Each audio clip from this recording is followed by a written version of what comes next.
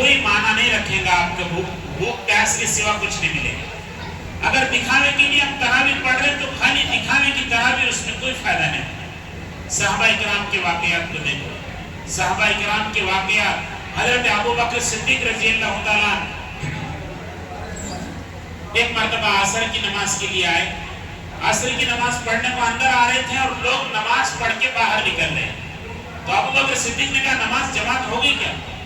تو افسوس ہوا، حضرت ابو بکر صدیق بھی باہر نکلے ہوئے تھے نماز پڑھ کر، جو صحابی باہر سے آئے وہ صحابی نے پوچھا ابو بکر نماز ہوگی؟ کہا ہو گئی۔ کہا یا اللہ مجھے جماعت میری چھوٹ گئی، مجھے جماعت کا ثواب کتنا ملتا تھا کہ اللہ کے نبی کے پیچھے نماز پڑھتا، مجھے ثواب کتنا ملتا تھا، جماعت چھوٹ گئی، دل میں افسوس ہوا۔ ابو بکر صدیق نے اس کا ہاتھ پکڑے وہ صحابی کا اور بازو میں لے گئے، کہا جو تجھے افسوس ہوا جماعت چھوٹنے پر، جماعت چھوٹنے پہ جو تجھے افسوس ہوا اس کا ثواب مجھے دے دے، اور جو میں نے جماعت کے ساتھ نماز پڑھا اس کا ثواب تو لے لوں۔ تو سمجھ میں آنے والی بات ہے، وہ تیار ہوا بندہ، کہا اس سے بڑھ کے اور کیا ہوتا، میں نماز نہیں پڑھ کے ابو بکر اپنا ثواب دے رہے مجھے تو اچھی بات ہے، کہا میں لے لوں گا۔ کہا جو تجھے افسوس ہوا وہ افسوس کا ثواب مجھے دے، یہ طے ہوگا، دونوں میں فکس ہوگا۔ تو گئے اللہ کے نبی کے پاس جا کر بیٹھے اور اللہ کے نبی کے پاس بیٹھ کر کہا کہ ہم نے ایسا ایسا کر لیے معاملہ، ہم نے ایسا ایسا صلح کرے، ان کی جماعت چھوٹی، ان کو اتنا افسوس ہوا کہ بولے افسوس کے ساتھ جماعت چھوٹنے کا، بولے میں جماعت سے پڑھ لیا تھا، پھر ان کا افسوس دیکھ کے میں نے بولا کہ میرے جماعت کا ثواب تم لو لو اور جو تم کو افسوس ہوا وہ ثواب مجھے دے۔ تو اللہ کے نبی نے فرمایا ابو بکر تو نے بھولے بھالے آدمی کو دیکھ کے لوٹ لیا، تو نے بھولے بھالے آدمی کو دیکھ کر لوٹ لیا۔ فرمایا کہا کیوں؟ کہا اس کو جو افسوس ہوا اللہ تعالیٰ نے اس کے دل میں جو افسوس ہوا نماز چھوٹنے کا، اس کا اتنا ثواب لکھ دی اس کے نام اعمال میں جس کا کوئی انداز نہیں، ہزاروں نمازوں کا ثواب مل رہا تھا۔ اور کہا ابو بکر تم ایک ہی پڑھ کے ان کا پورا ہی لے لیے تم نے۔ تو جو دل کے اندر جو احساس ہے ہم کو، روزے کا احساس، عبادتوں کا احساس، یہ احساس ہم کو کامیاب کرے گا۔ یہ جو دل روزے سے کیا چاہا جا رہا وہ احساس، اس کے پیچھے مقصد روزہ کیا ہے۔ ایک مہینہ روزے رکھ کے تو ہم چلے جائیں گے، ہو جائے گا معاملہ، لیکن اس کا مقصد کیا ہے؟ اللہ تعالیٰ چاہ رہے ہیں کہ میرے کہنے پہ بھوکا رہنا، میرے کہنے پہ پیاسا رہنا، میں بولے جب کھانا کھانا، میں بولے جب افطار کرنا۔ جب اس پہ آدمی اتر جاتا پھر وہ بندہ اللہ کے سرپرستی میں آ جاتا ہے، اللہ کی نگرانی میں آ جاتا ہے، اور جب کوئی اللہ کی نگرانی میں آ جاتا ہے تو وہ دنیا کا سب سے بڑا طاقتور انسان بن جاتا ہے۔ پوری دنیا بھی اس کے خلاف ہوگی تو پھر کچھ نہیں ہوگا، پھر کچھ نہیں ہوگا۔ جو اللہ کے سرپرستی میں جائے گا پوری دنیا اس کے خلاف ہو دو، کچھ بگڑنے والا نہیں۔ بنی اسرائیل میں ایک بادشاہ تھا، وہ بادشاہ کے مکان کے بازو میں ایک عورت کا مکان تھا، بوڑھی عورت کا جھوپڑی تھی۔ اب وہ بادشاہ محل پہ جاتا تھا اور اس کے بلڈنگ پہ سے دیکھتا تھا تو وہ جھوپڑی اس کو اچھی نہیں دکھتی،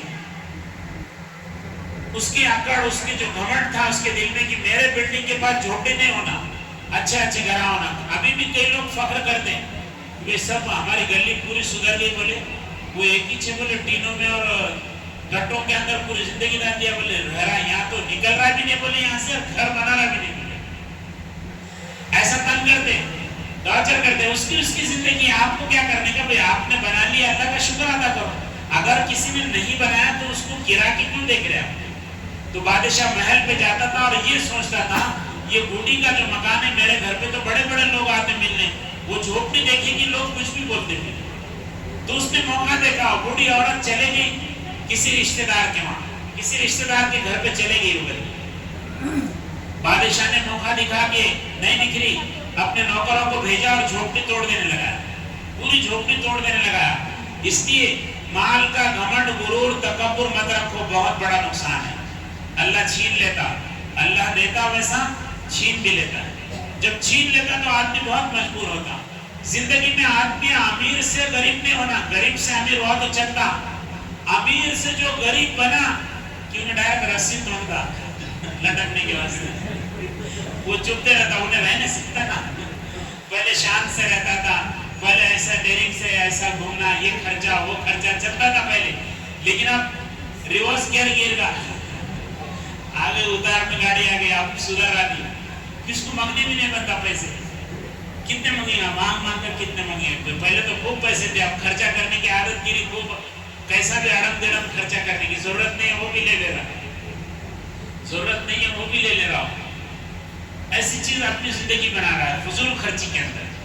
तो बहरहाल आदमी जो है सो अमीर से गरीब नहीं होना, गरीब से अमीर बनतेगा तो धक जाती गाड़ी, लेकिन ऊपर से नीचे आने लगा इसका टेंशन बढ़ गया, इसका टेंशन इसको खा लेता था।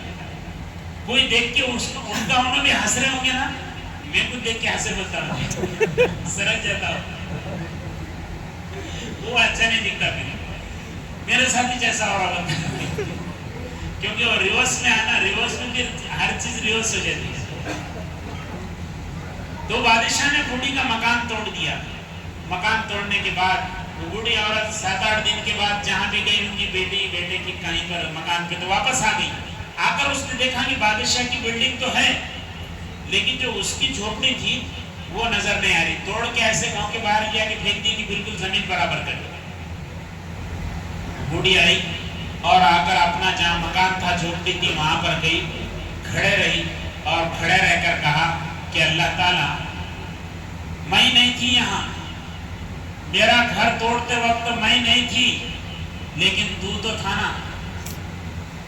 अल्लाह से शिकायत की, कहा अल्लाह मेरी जो झोपड़ी थी, मेरी झोपड़ी मेरे लिए सब कुछ था, मेरी झोपड़ी मेरे नजर में मेरा महल था, वही मेरी बिल्डिंग थी, वही मेरी बादशाहत थी उस झोपड़ी के अंदर। मेरी झोपड़ी टूटी, तोड़ दिया उसने, जिस जालिम ने भी तोड़ा मेरी झोपड़ी तोड़ दिया। मैं नहीं थी तो क्या हुआ, तू तो था। उस वक्त उलमा इकराम ने लिखा किताबों में, बूढ़ी ये अल्फाज अपने जुबान से निकालते रही और अल्लाह ने बादशाह के महल को बादशाह के साथ जमीन में धंसा दिया।